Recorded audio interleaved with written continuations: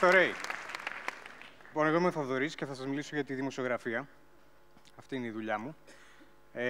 Έχουμε πρόβλημα. Αντιμετωπίζουμε ένα σοβαρό πρόβλημα, όπως το καταλαβαίνετε. Και είμαι σίγουρος ότι αντιμετωπίζετε και εσείς αντίστοιχα προβλήματα στις δουλειές που κάνετε. Η διαφορά ποια είναι ανάμεσα σε εμάς και σε εσάς? Ότι εμάς δεν μας λυπάται κανείς. Και έχουν καλούς λόγους γι' αυτό. Μην κοροϊδευόμαστε. Ναι. Εμείς κάνουμε το χόμπι μας. Καθόμαστε και γράφουμε λέξεις και μετά γκρινιάζουμε για τα ωράρια. Εκτός από αυτό, πιστεύουμε ότι είμαστε κάτι το σπουδαίο και το υπέροχο, κάτι το μοναδικό.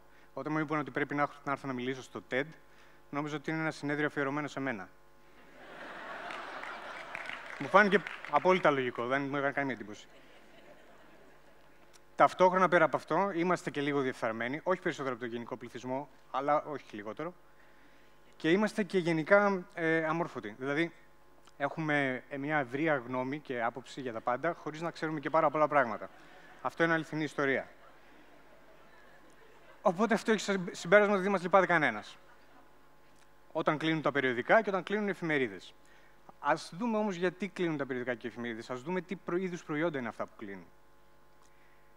Αν το 2010 κάτσει κάποιος και δει τι είναι η εφημερίδα και το περιοδικό, ως μηχανισμός να μεταδίδει εικόνες και κείμενα στον κόσμο, θα καταλάβει ότι είναι λίγο παρανοϊκή διαδικασία.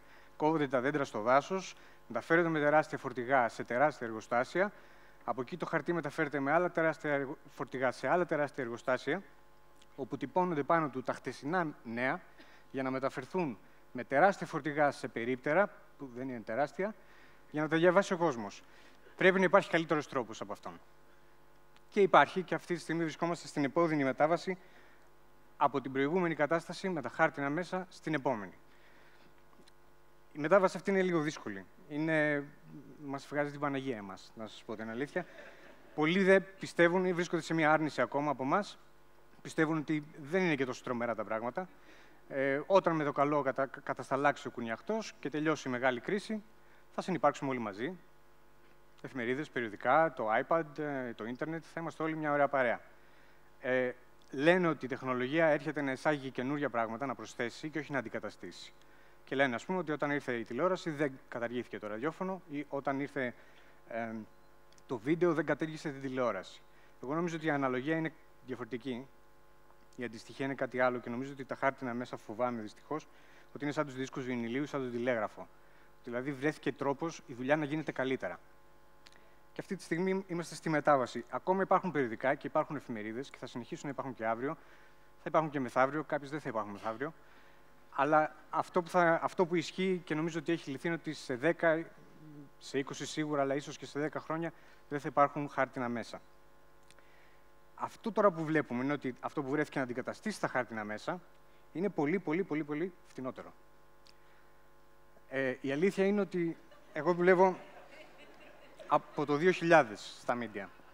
Και σε εφημερίδες, περιοδικά και στο ίντερνετ. Ας δούμε λίγο την αξία της δουλειάς μου τότε και τώρα. Το 2000, ως πρωτοεμφανιζόμενος για να γράψω ένα κείμενο σε ένα περιοδικό, που να γεμίζει μια σελίδα, αυτό, τίποτα παραπάνω, έπαιρνα το ποσό των 50.000 δραχμών. Που σε σημερινά νούμερα, αν υπολογίσει κανείς και τον πληθωρισμό με λίγα τσάτρα-πάτρα μαθηματικά, βγαίνει γύρω στα 250 ευρώ.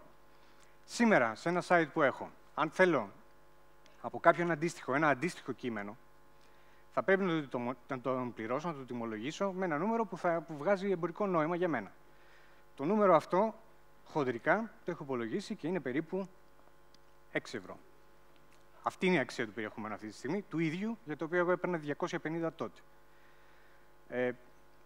Είναι μια τεράστια διαφορά. Είναι τάξεις μεγέθους κάτω. Και πρέπει να δούμε ποιοι είναι οι λόγοι αυτής της διαφοράς. Είναι πάρα πολλοί. Κυρίως είναι δύο. Η διαφήμιση στο ίντερνετ είναι μετρήσιμο πράγμα, αυστηρά μετρήσιμο, άρα δεν μπορείς να πουλήσεις φύκια.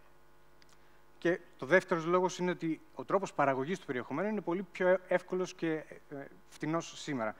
Τότε το 2000 δεν υπήρχε broadband, δηλαδή γρήγορο ίντερνετ σε κάθε σπίτι, και δεν υπήρχε και βέβαια και η Wikipedia. Οπότε, αυτό έχει με τη σειρά του ως αποτέλεσμα.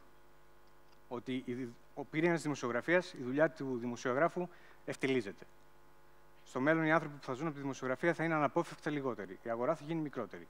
Λιγότεροι άνθρωποι θα παράγουν το περιεχόμενο. Γιατί δεν υπάρχει η αγορά να συντηρήσει περισσότερους. Δεν γίνεται.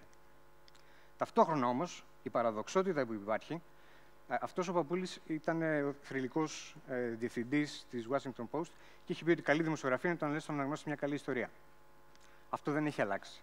Εξακολουθεί να υπάρχει ως ανάγκη και είναι ο πυρήνας της δουλειάς μας. Ο κόσμος εξακολουθεί να θέλει να διαβάζει ωραίες ιστορίες και το χαρακτηριστικό, το πολύ σημαντικό είναι ότι διαβάζει περισσότερο από ποτέ. Απλά δεν διαβάζει χάρτινα μέσα, τα αφήνει στην άκρη.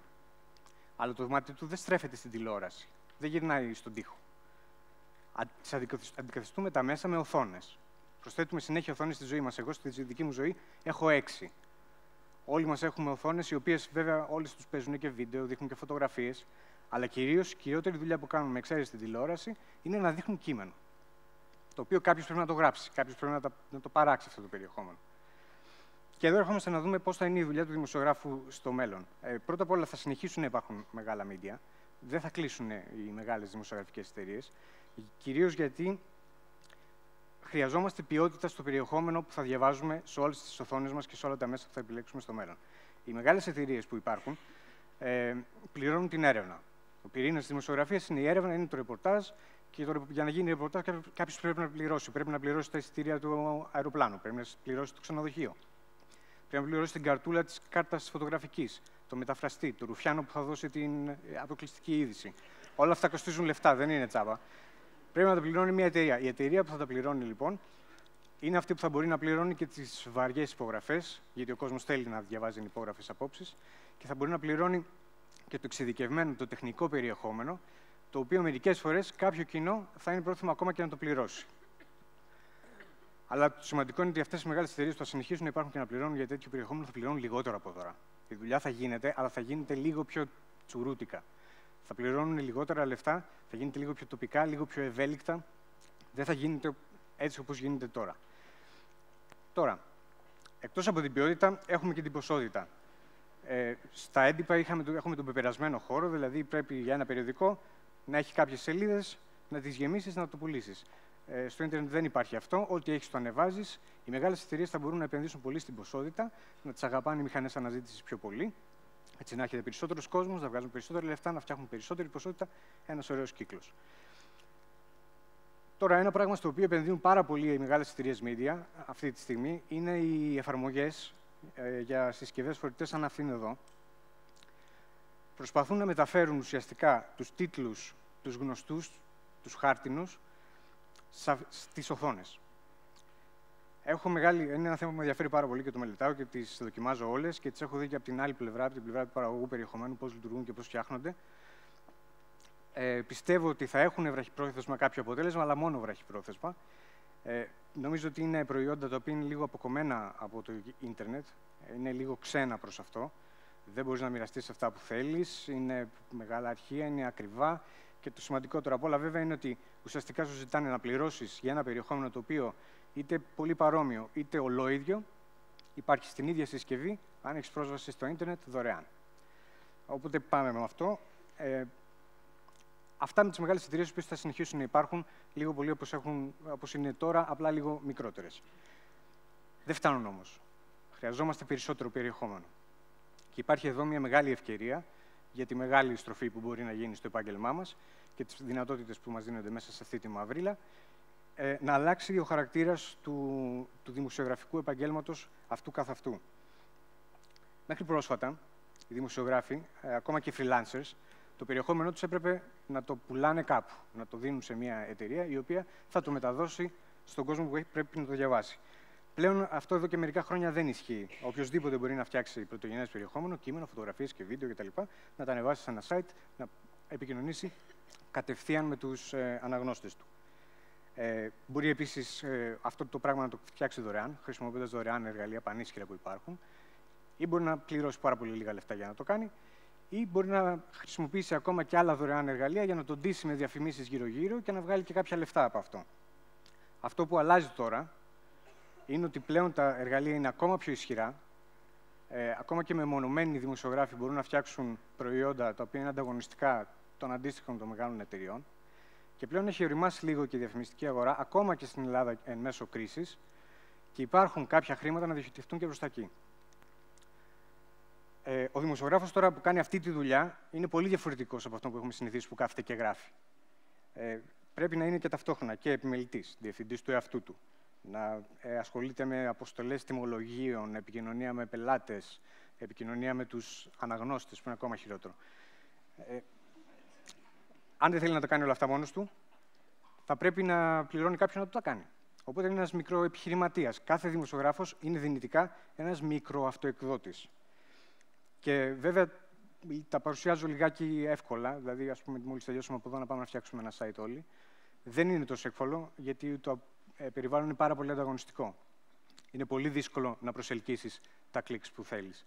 Θα πρέπει να έχεις είτε μια πάρα πολύ καλή γραφή, είτε μια χαρακτηριστική φωνή, είτε μια αναγνωρισιμότητα από το όνομά σου, ή να έχεις πολύ πρωτότυπο περιεχόμενο το οποίο κάποιος δεν μπορεί να βρει κάπου αλλού. Και το σημαντικότερο απ' όλα, βέβαια, είναι να έχεις την δίψα και την όρεξη να κάτσεις να το ψάξεις. Αλλά το σημαντικό, αυτό που μπορώ να σας πω εδώ τώρα, είναι ότι σήμερα στην Ελλάδα ένας δημοσιογράφος μπορεί να κάτσει και να φτιάξει μόνος του κάτι και να ζήσει από αυτό.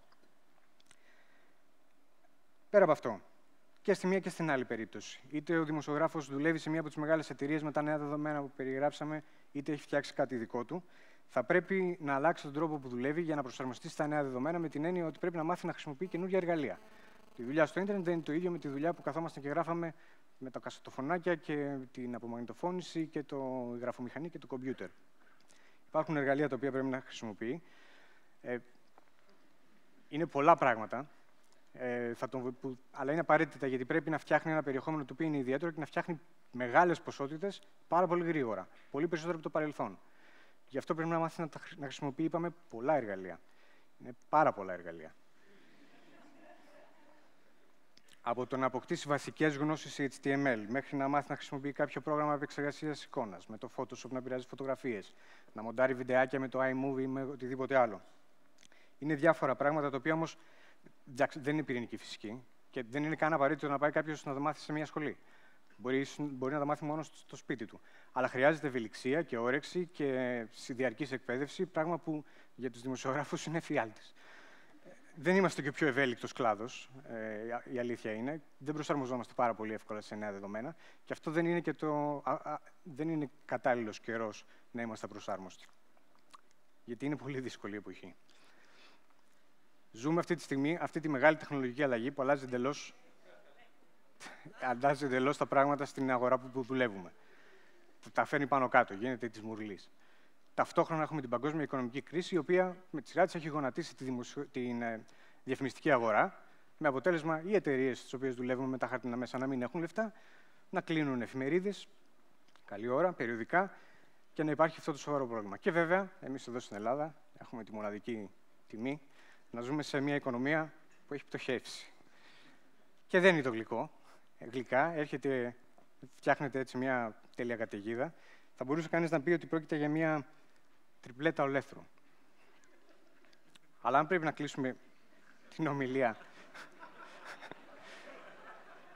με κάτι αισιόδοξο, γιατί φαντάζομαι γι' αυτό ήρθαμε σήμερα εδώ, μπορώ να σας πω ότι σε αυτή την κατάσταση που ζούμε, λεφτά μπορεί να μην υπάρχουν, εφημερίδες μπορεί να μην υπάρχουν, αλλά ο Κύριος είπε ότι η δημοσιογραφία είναι το να λες καλές ιστορίες στον κόσμο. Δόξα τω Θεώ, ιστορίες υπάρχουν. Σας ευχαριστώ πολύ.